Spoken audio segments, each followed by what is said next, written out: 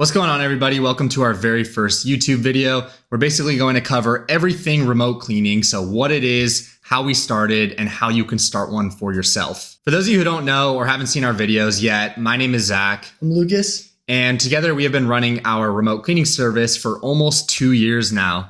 So yeah, last month we did a little over $63,000 in gross revenue, and that's all from just connecting clients and cleaners. So we set up the full back end, we run the ads, we set up, the LLC, just basically the whole entire back end system. So that way all the cleaners need to do is focus on doing what they're good at, which is cleaning. And yeah, we were able to accomplish this very, very quickly. Obviously, we had our startup issues just like every other business, but now it's almost full autopilot. We have virtual assistants in place, automations in place to handle all this. But it was not always like this. I mean, beforehand, we tried, countless of different things. We were doing drop shipping, like crypto, fucking options, all that stuff. And we even did pallets. Yeah, we tried to sell pallets. I don't know if you guys ever saw that video from COVID. Some dude, made millions from selling pallets during COVID. And we never had a sense of direction. We were all over the place. We were trying a bunch of different things, and we finally stumbled upon the service-based business industry, specifically the home service-based business industry. And I think what really kind of set us on cleaning was the reoccurring clients. I mean, think about window washing, pressure washing, any of those other businesses just do not have the same amount of reoccurring clients that cleaning does. Yeah, I mean, and honestly, I had been a watch broker before starting this business, so I was kind of familiar with being the middleman and essentially collecting a finder's fee for connecting, someone to another, right? So it was a matter of just combining the two businesses, and turning it into something that has a lot of longevity. Yeah, perfect. So I would say probably one of the most common questions that we get up, especially with remote cleaning, the cleaning industry in general, is it oversaturated, and is it something that I should start? And what I always tell people, and what we're telling you guys, and even what we experienced ourselves, is yes, there is hundreds of other cleaning services. This is nothing new. We did not invent anything new. It's not a tech business. It's nothing like that. But the cleaning industry is what? It's like a $400 or $500 billion industry, massive industry. It's supposed to, almost double in the next. It's supposed to go to, I think, 700 billion in the next 5 or 6 years. Yeah. But really, we're not trying to be the next Apple or Amazon of the cleaning industry. We're just here to, get our piece of the pie and then get out. Exactly. So yeah, I would say, yes, oversaturated. Can you still make money? 100%. Will it still be something making money in the next 20 years? 100%. Next 50 years? Most likely, unless, there's the crazy robots and whatever that are now able to clean. But yeah, it's something that is always going to be around. It's been around forever. And even when we started, there were businesses on Google in our area that had 300 plus reviews. They've been in business for 10 plus years. And we were like, how are we even going to compete? And we have just figured out these systems, what we need to do on Google to rank ourselves higher than them. And honestly, too, driving down the street, there's always new homes being built, new properties, new businesses. There's always going to be opportunity to clean. Yep. So it's one of those industries that will always work. And we're just here showing you guys how to make your money from that industry. So what exactly is remote cleaning as a business model, and how do you even get paid? So I'll actually visually show you guys what this kind of looks like. So hopefully it makes it a little bit easier. So right here, we're going to start off with the client. Let's say this is a random client that is in your neighborhood and they want a cleaning service. They are going to call your cleaning service. You are then going to quote the client, and this can be with a couple different options. The CRM that we use auto calculates this. It handles all this. So you don't even really need to know about cleaning. All you need to know is just asking them some basic information about their home. This will be the bedrooms and bathrooms and the amount of square feet. And that's pretty much what most of that quote is based off of. Let's say we quoted them $300. We're going to get them onto the schedule into our CRM. The cleaner is going to see that job. They're going to see the description, the time, the date, and any essential details that they need to go do the job. They're going to show up, do the work, and boom, we just got paid $300. Now, $300 gets split up. 150 goes to the cleaner, and then 150 goes to us. And that is one job. So now we just made $150 without doing any of the cleaning. All we did is act as the middleman. And obviously, that's a pretty loose estimate. you're obviously not going to get an even 50-50 split every single time. There is cost of lead. Maybe even you have to reimburse your cleaner for some of the materials that they use at the job, right? That's really rare, but ultimately that's the basic outline. So now I'm going to walk you guys through a quick little day in the life of basically what that looked like for us when we first started this business, as well as what does it look like now. So when we first started, we were stoked. We finally got some cleaners on board. We had ads running. We had jobs booked. So first thing every morning was to confirm those jobs, right? Check over our lead platforms, make sure that everybody's been responded to, because speed to lead in this industry is key, right? So once we got everything confirmed, it was time to just make sure that the cleaners were good for it, the clients were ready for it, and just, hope everything goes well ultimately, right? Midday rolls around, we're doing some check-ins, right? So making sure that nobody's running late. If certain jobs have already been completed, then we'll reach out to those clients, obviously. And then towards the end of the day, that's when we'll go through and charge all the cards, make sure everybody's paid up, the clients are happy, the cleaners are happy, and ready for tomorrow's jobs, right? Now, before logging off, we obviously also checked booking qual for the next day's job, so we weren't just waking up and being like, okay, what do we have to do today, right?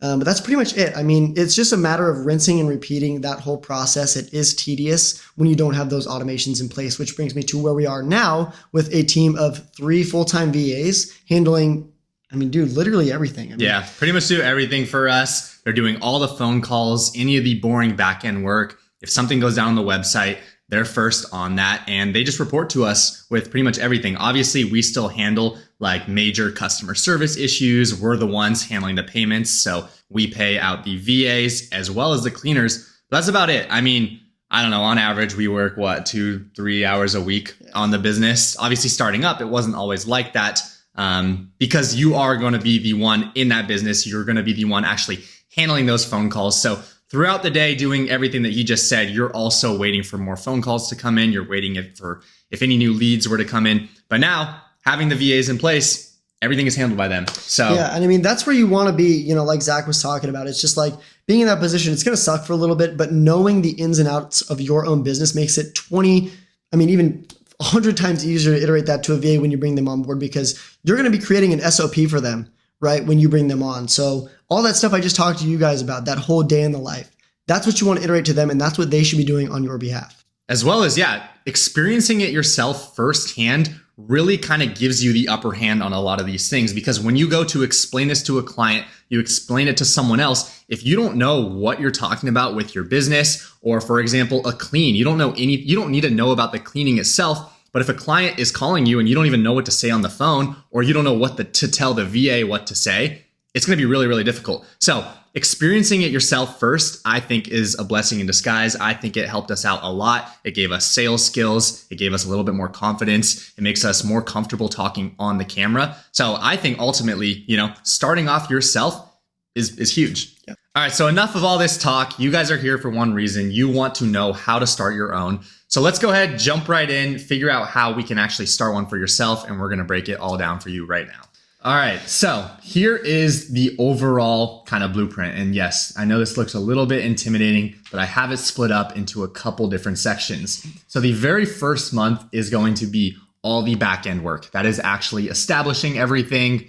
From here, we're going to be hiring the cleaners. I would say this is about the start of the second month. This is from what we see most often with other people that we have worked with.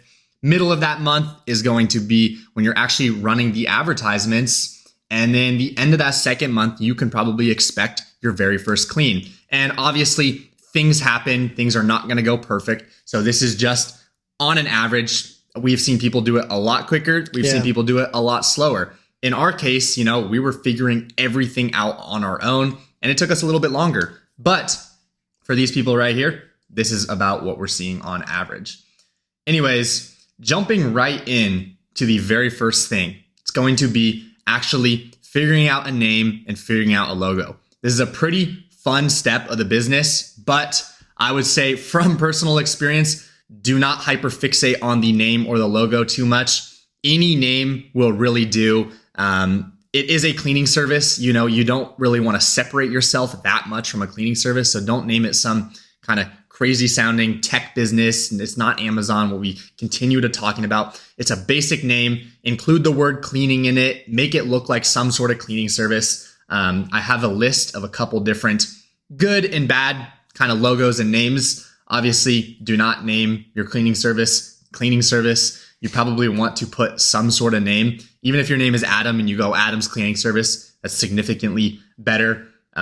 Here's a pretty good one, the Cleaning Pros. It's obviously, you see this and you're like, okay, that is a cleaning service. Chemical Bros, commercial cleaning.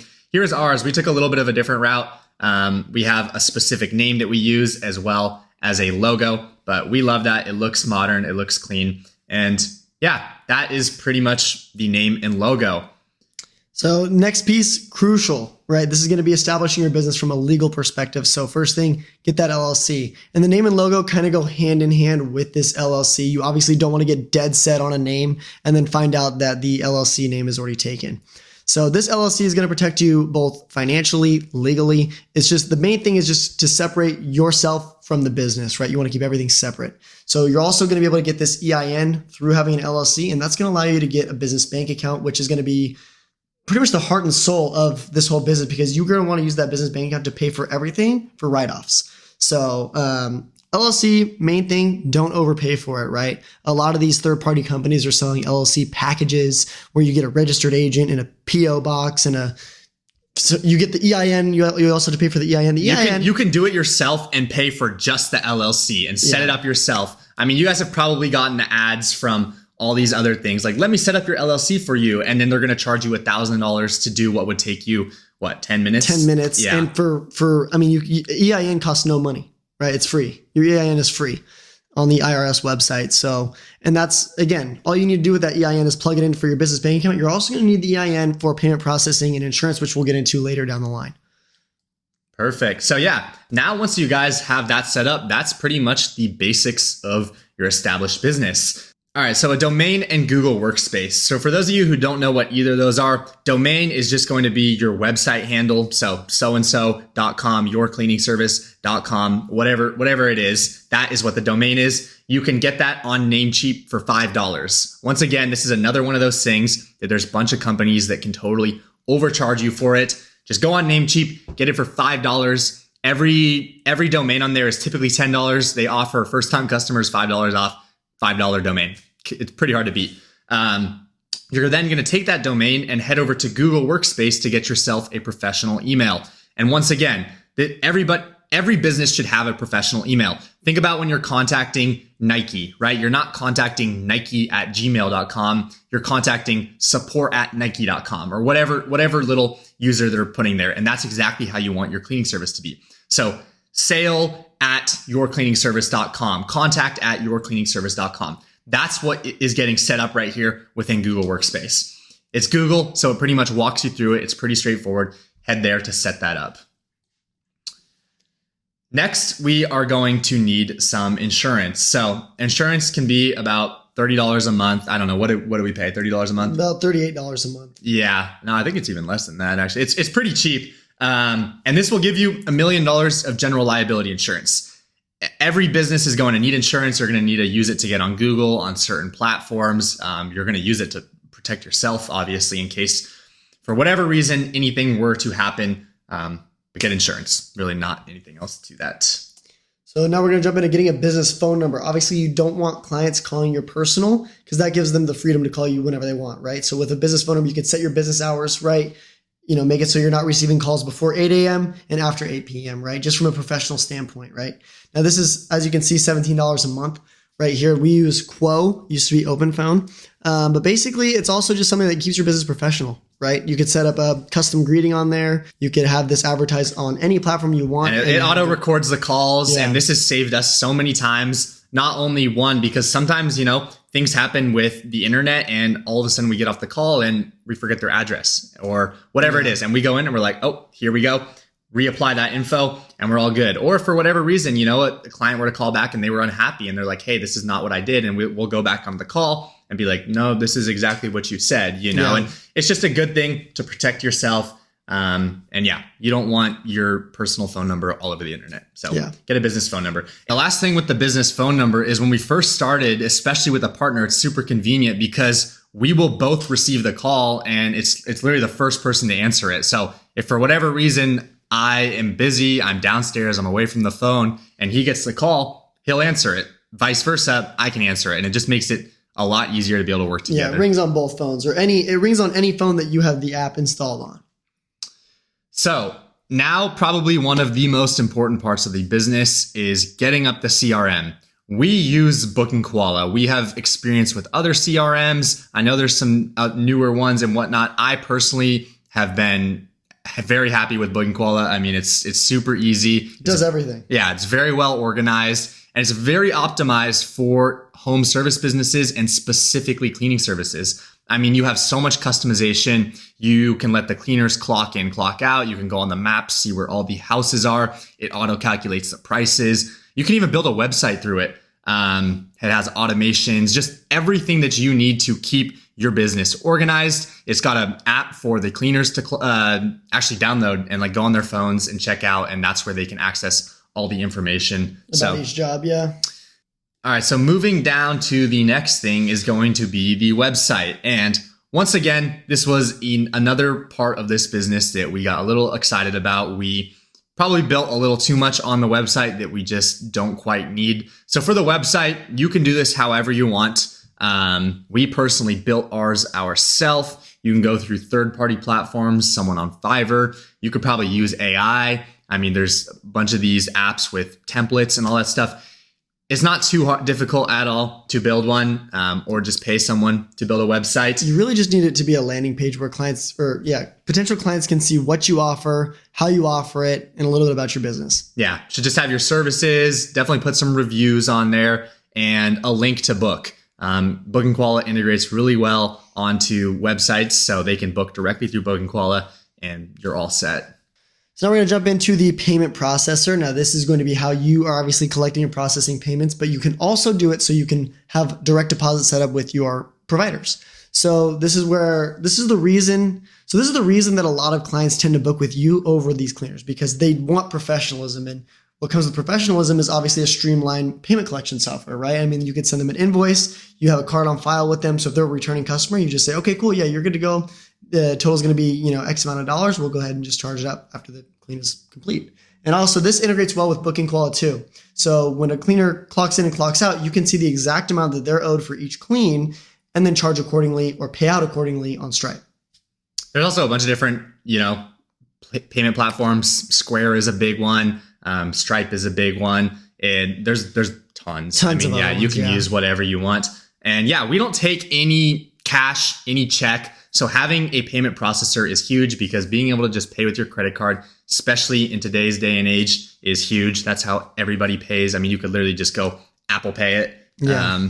Super, super convenient. So that pretty much wraps up all of the back end. I mean, obviously there is more things, but that is the major parts of this back end. Once that is fully set up, you can start to get into probably one of the most important parts of this business, and that is hiring cleaners. Off the top of my head, best tips I can give you guys for hiring cleaners is really just take your time. If you get any sort of red flags from these cleaners off the bat, just let them go. I mean, from experience, I remember when we first started, we really wanted cleaners and we were willing to bring on anyone and whatnot. Yeah. And we saw red flags and we just kind of looked through them. And guess what came right back biting at us was exactly those red flags. We got a lot of stories, but just learn from our mistakes. If anything seems off in the first place, let them go.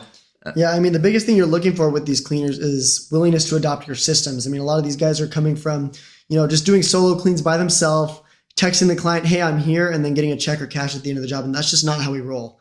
Right? Like I was talking about, we have professionalism, and that's why people want to book with us. And that's why we're able to bring these cleaners more consistent volume, because we're professionals, right? Yeah. I mean, we're professionally handling the back end, right? We're just going to let these cleaners that are good at cleaning do just that. And this actually brings me to one of the most common questions that we get asked, which is, why would a cleaner choose to work with you if they're already cleaning on the side? And Zach, I mean, how would you answer that? Yeah, I mean, it is a great question. It's like, okay, if we're gonna hire a cleaner and all of a sudden now we're taking like 50% of the revenue, why would they even want to go do the work? What do they get out of this? And from the outside, you can totally see that. But from the inside, you come to realize, okay, wait, we're actually doing a lot on our end. So for example, right? Most cleaners do not want to deal with the business side of things. That's why they don't already own a business. If they did want to deal with that stuff, they probably already own a business or are already running a cleaning service. The ones who don't, that is where we come in. We have an LLC, we have an insurance, we have an established business, a website, we have a payment processor, we have a CRM. We're able to run advertisements. All of this stuff is really kind of what separates us and what helps get these cleaners a lot more jobs. I mean, the cleaners who work for us are now ultimately having 5, 10, maybe 15 more jobs a week than they would just working on their own. Right. So that is the biggest reason. The cleaner just wants to show up. They want to just do the work and get paid for it. We handle everything else. We also handle customer service. So if a client is angry, they're not getting angry at the cleaner. They're going to get angry at us. And we are the ones who will handle that. We're going to handle refunds. So if there's a refund, who's handling that? It's us. So that's kind of the main differences. The cleaner has a little bit of a sense of security working for a cleaning service because we are able to offer all of that. So without further ado, let's actually jump into how to find these cleaners.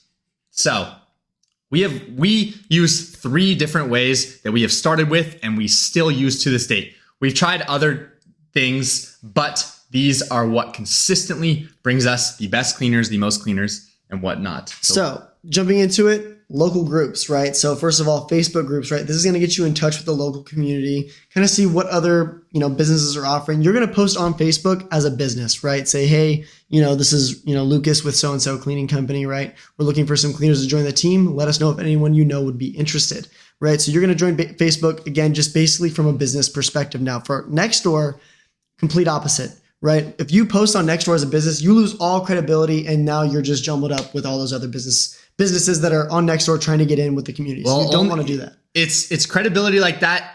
Since you're such brand new, people don't like when you're just trying to sell something on there. If you have been on Nextdoor Neighbor for 10 plus years and you've been running your business for 10 plus years, then yeah, no problem. But you're a brand new business. You're just starting up. So yes, that brings me to exactly what he was saying. Yeah. So, I mean, just to build off of that a little bit, you're going to post on Nextdoor as an individual, right? And again, this might be unethical to a little bit of you guys, but this is just what works for us, right? I mean, so you're going to post on Nextdoor as an individual saying, hey, I just moved into the area. I need some good cleaner recommendations. Now, people are going to want to help you out, right? It's going to build good rapport for the, person that's recommending a cleaner to you because they're going to feel good, right? Saying, hey, I just got, Martha some new jobs, right? I'm going to refer her to this new resident, right?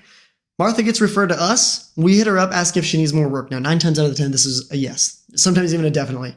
Yeah, no, that's pretty much exactly kind of what we do. We'll jump into that a little bit more in just 1 second here because we'll wrap up the rest of how to actually find the cleaners first. One more thing I would say about Nextdoor is a lot of these cleaners already have a lot of their own jobs. They are going to be a little bit more difficult to work with. They're going to expect more. They're going to want a little bit more. But if you find a cleaner on here that is willing to work for you, they most likely will be the best cleaner on your team. We have some extremely, extremely good cleaners from Nextdoor Neighbor and the Facebook groups. So yes. Moving to the second option is going to be an apply now page. And this works really, really well once you already have your website up and running. I have no idea how these cleaners find the apply now page. I mean, we don't even really run SEO for it. They find it online, and that is a green flag for us because they are going out of their way, looking for more work, filling in their info to apply to work with us. And when we see that, I mean, we'll talk about that on the next one in a little bit, but when we see good, solid green flags like that, huge sign for us. Definitely. We love to see that. And we get to know all about this cleaner before we even hop on the call with them the first time. Lastly, it's going to be Indeed. Yes, the job application website. This will bring you mixed results. You are going to post a job listing and you are going to get 100 applicants overnight and you're going to be like, wow, this is amazing. Out of those 100 applicants, maybe 3 will be good. But it is very easy to filter through these.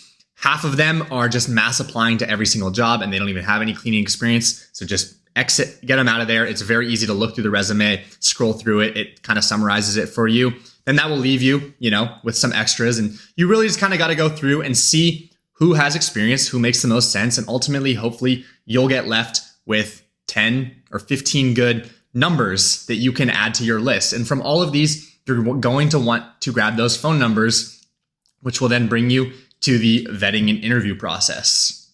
So no matter what platform you got these cleaners information from, you're going to want to take their phone number and get on your first preliminary call with them. This is just to go over them as a person. You want to see if they're a good fit for the team. And then ultimately, if everything lines up as far as scheduling, they want more work, etc., then move them to a video call. And that's when you're going to jump in and explain those things that Zach talked about, like booking koala, scheduling, payment processing, customer service, and so on. So you're really, just trying to pre-qualify these because you're going to run into some that are just not going to be necessarily fit for your business. And rather than setting up a whole call, wasting your time, you can hop on a quick little 5-minute phone call. And actually what we do is we'll spend an entire day dedicated to just that. We'll hop on a bunch of calls with everybody and we'll take notes on all of them, and after that, we're going to have 20 cleaners all with their notes on them. And we'll try and eliminate a few ones and only leave the good ones. We will send a follow-up text, say, hey, does this time work for a video chat? Which will then bring me to the next one, which is the actual onboarding process. So if everything was all good, this is where we're actually going to onboard them.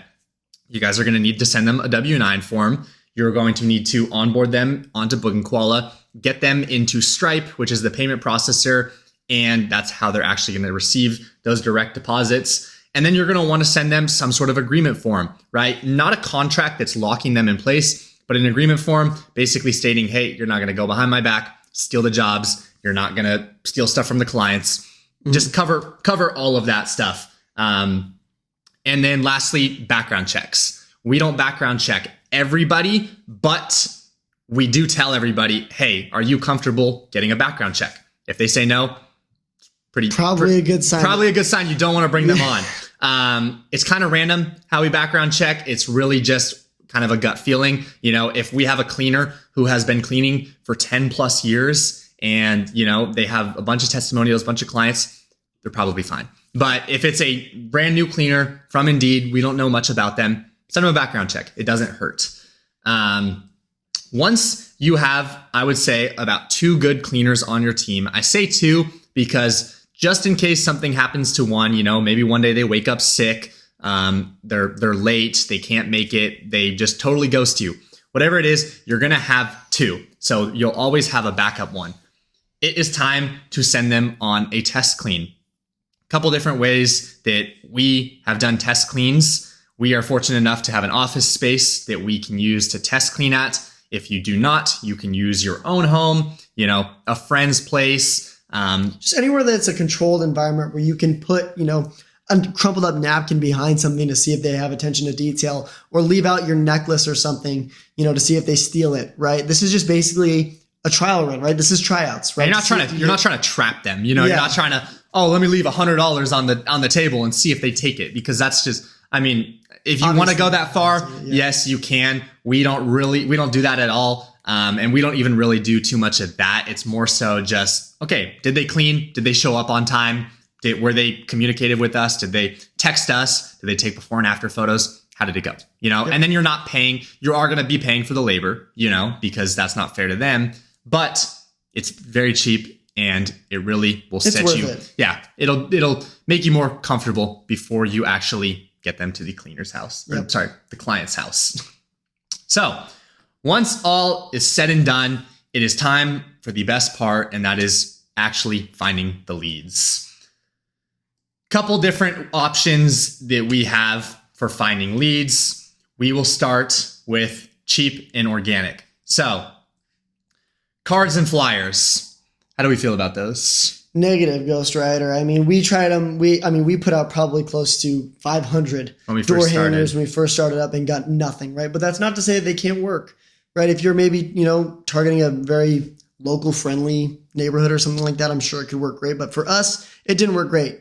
But email marketing, that kind of was a little bit better, but same thing, right? People just kind of... It works well, but you need to build up more of a cleaning service. You need clients to actually market your emails to. And it works more so for, people who you're trying to get reoccurring. You can offer discounts. You can offer, the spring cleaning special or whatever it is. But these are people who you're already going to have to work with in the past. So cold email marketing, that's not going to work. Just don't even try that. It'll go straight to spam. But also that brings me to my next thing, which is referral programs, right? You could send this to an email of an existing client, or just, talk about it on the phone. But basically we run this referral program called Give 50, Get 50, right? So one client who does the referral is going to get $50 off their next clean, right? And that client that they gave the referral to is going to get $50 off their first clean. So it's a great way to keep current business, get recurring business, and get new business as well.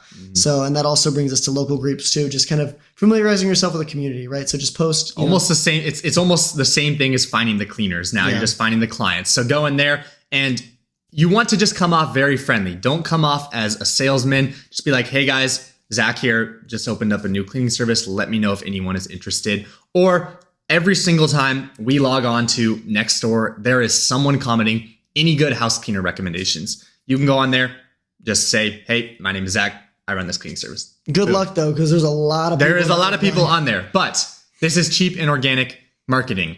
If you guys really want to actually make some serious money with this, I would recommend just going straight to paid advertisement platforms, specifically pay per lead platforms, which you're only really paying for the lead. You're not paying for anything else. It's not pay per click. The different platforms that we have had the most success with are Google LSA, home service platforms like Thumbtack, Home Guide, any of those, and Meta Ads. Meta Ads is so with our experience. It works really, really well for carpet cleaning. It's more product based. I mean, carpet cleaning is really product based, and that's what I see in Meta working really well for. But there is a way that we just maybe haven't cracked the code on yet. But I mean, when we had Meta ads running for our basic residential services, it didn't have a great turnout. We still got a couple clients from it, right? We got actually 2 recurring clients, which was nice, but it wasn't our main thing. We get majority of our carpet cleaning jobs from Meta. I mean, shit, even 90%. Well, so this is the thing. It actually kind of goes hand in hand with the flyers and the cards, because the thing with the flyers and the cards and Meta ads is you are just putting this ad in front of people. House cleaning is a very big trust thing. If somebody is, interested in a house cleaning service and all of a sudden a little door hanger appears on their front door, yes, maybe that will work, but most of the time that is not going to be convincing enough. Just like if you are scrolling through Facebook, scrolling through Instagram, and an ad pops up saying, we offer house cleaning, that's not enough to convince them. All these other platforms are, these people are going out of their way to search for a cleaning service. They're already hot leads. If you go on your phone right now and search up cleaning service near me, that is Google LSA in effect. And all you have to do is call that business. But that is also why it works really good for carpet cleaning, because a carpet cleaning ad pops up in your face. That's a little bit more niche. Maybe you're like, wait a minute, do I actually need my carpets cleaned? So that's kind of our theory with that. All right, so no matter what platform they are coming from, the leads are going to start calling. This is where you're going to want to talk to the customer a little bit, obviously figure out their situation, what they're looking for, and from here you can gather some information. This is kind of just how you're going to quote the job itself. It's pretty straightforward. So the type of service, the square feet of their home, and the bedrooms and bathrooms. You also need like any additional extra info? Extras like inside the oven, inside the fridge, stuff like that. But the biggest thing here is to keep it conversational, right? This isn't just another quote for you. You're trying to build a relationship with this person. I mean, you can definitely look at the quoting software as kind of a script in and of itself, right? Just kind of go down the line, hit those required fields and kind of treat that as your script, but ultimately keep it a conversation, right? But ultimately, once you put, all that information in there, you're going to be able to calculate the price. You're going to let them know the price. They're going to say, yes, I'm interested. And then from there, just book them. If they're not interested, it's not really worth it to hard sell them. I mean, you can kind of ask why, just to kind of say, okay, is it the price? Is it the availability? What is it, right? It's either they're interested or they're not, they're not. Most of the times it's going to be the price. Starting up, it's going to be a little bit difficult for you to handle objections and figure out what to say. But the more you start doing it, the more confidence you're going to build, the more you're going to know what to expect when these clients are telling you, oh no, it's the price, or oh no, I'm just shopping around for different options. And you're going to figure out how to work your way around this and actually close a lot more of these clients. But most of the time, if they are not interested, they're not interested, and you're not going to change their mind. Yeah. Anyways, get them on the schedule, book that client, and now the cleaner will see that job. They'll go do the job, pretty much what we were talking about at the very beginning. And now that is your first ever clean. Little bit of tips for your first clean, before and after photos. We don't even need to explain why these are important. We have had countless of things and times where before and after photos have saved us. I mean, tell them about the fridge incident. Yo, dude, there was, I mean, long story short, right? There was a spilled soda in the fridge and they said it was us. And it had been, what, 2 days after? Yeah, it was days after the service. And, you know, we are like, okay, that's a little strange, you know? Yeah. And we go look at the before and after photos. Fridge is spotless. I mean, it looked like there was a little sparkle right there. And we sent them the photo and they're like, hey, this is what it looked like after the service. Never heard from them again. Ever. And unfortunately, there are people like that in this industry. And so trying to mitigate these with before and after photos and just protecting yourself that way will go a long way. Just like recording the calls and whatnot. But once again, make sure to have at least 2 cleaners hired. Kind of already covered that. And confirm with both the cleaner the day of and the client the day of, right? Cleaner, very straightforward. Client, even though there's email automations and whatnot, sometimes they forget. Some people just don't check their email either. Yeah. You don't want to show up and the client is not ready. Yep. Because then that just wastes your time, wastes the client's time, wastes the cleaner's time. Wastes everybody's time. Yeah.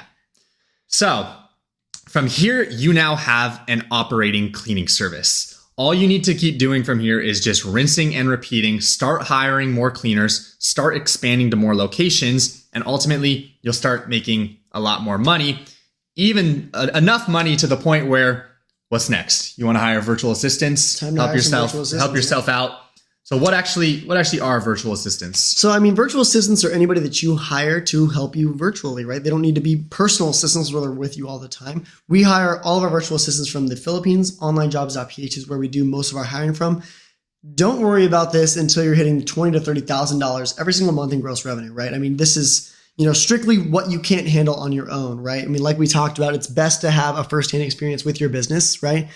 Obviously, it's circumstantial. If you have a full-time job or you're going to school or something and you can't handle the load, that's fine, right? Time to hire some virtual assistants. But the general rule of thumb is like $20,000 to $30,000 in gross revenue. You're ready to scale. You're ready to step back. And so you can focus on big picture, let them handle the day-to-day. So hiring, right? Like I said, onlinejobs.ph. You're going to post the job template. This is just going to be details about you, your business, what the position is, right? The main title is admin/CSR virtual assistant for a remote cleaning business, and just explain what it is that you do, right? We handle scheduling, cleaners, coordination, logistics, all that stuff, right? So that's what the VA would be handling. Now, you're going to explain their role, right? You want them to have reliable internet, no accent, stuff like that, right? Keep it very professional on the business side of things. And for them to apply, just have them send a 60-second voice introduction because, again, that's going to let you gauge their accent, as well as an internet speed test, right? So you can see, if they're lagging, because internet's crucial for running a business remotely, right? Ultimately, you're going to go through the calling process once you look over the applications. And then once you bring them on board, we're going to go through the training process. So this is going to be a 5-day SOP or standardized operating procedure checklist. And it's just going to include, pretty much like this YouTube video, right? Just basic walkthroughs, overviews, tips and tricks on handling every aspect of this business because that's what they will be doing, right? Biggest thing to keep in mind is that you want them to be a reflection of yourself. So if you want them to be really personable on the phone, have them shadow you on the phones, right? And really put emphasis on they need to be involved in the business just as much as you are. They need to care about the business just as much as you do, right? It's hard to find in today's day and age, but overseas when you're paying, $2 to $4 an hour, it doesn't sound like much for here at all. But there, it goes a really long way. Mm-hmm. So ultimately, another major thing that you need to do is prep for access and accounts. So this is Google Workspace. Get them their own email. Prep for access and booking qual so they have access to scheduling. Stripe so they have access to invoicing. And create a Slack or WhatsApp group chat for being in contact with the cleaners. So that way they can send those updates and reminders for the cleans. Yeah, and that's pretty much it. The VAs, they're just like the cleaners.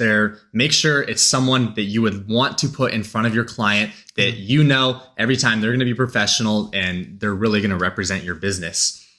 Besides that, though, that is pretty much the entire overview of starting and scaling a remote cleaning service. And obviously, just like any other business, as you guys start one yourself, there's going to be little nicks and little things that you are going to have to figure out. But that is business and that's how that works. Cross that bridge when you come to it. Mm-hmm. Yep. So hopefully this video, though, was able to give you the overall blueprint, show you that there's still hope in this industry and this industry has a ton of potential to grow even for the next 10, 15, 20 years. But yeah, that's pretty much it. If you guys enjoyed this video, go ahead and subscribe. We're going to be posting a ton more videos just like this, show you more day in the life videos, show you like actually on site quoting big commercial projects, and really just here to help you guys out. We also have some additional information in our bio to help you guys out. So yeah, we're looking forward to the next video. Do you have anything else? I got nothing else. Great. All right, guys.